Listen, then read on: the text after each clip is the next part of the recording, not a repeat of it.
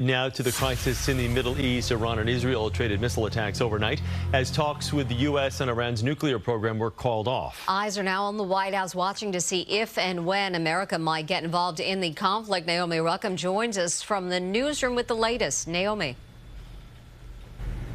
Mary and Chris, good to be with you. A regime change in Iran could be the result of this conflict, according to Israeli Prime Minister Benjamin Netanyahu. But if the United States will get involved is still a question in many minds this morning. It comes as more missiles rain down on both sides, with some in Israel slipping through the nation's air defense system.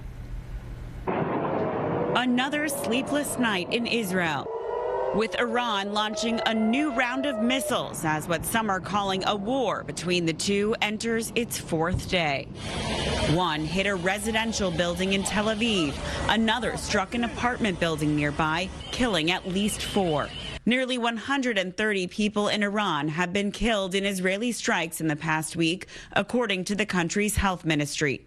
In the U.S., President Donald Trump has maintained consistent communication with Israeli Prime Minister Benjamin Netanyahu. I think it's time for a deal, and we'll see what happens, but sometimes they have to fight it out. I think there's a good chance there'll be a deal.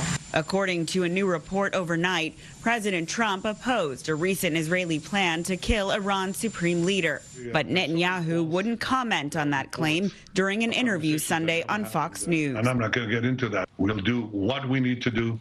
And I think the United States knows what is good for the United States. President Trump has said if any U.S. armed forces are hit by Iran, America will retaliate with full strength and might. And while many American lawmakers are urging for de-escalation, there is agreement that the fates of the U.S. and Israel are connected. A nuclear-armed Iran is an unacceptable threat to the world, not just to Israel, but to the United States as well.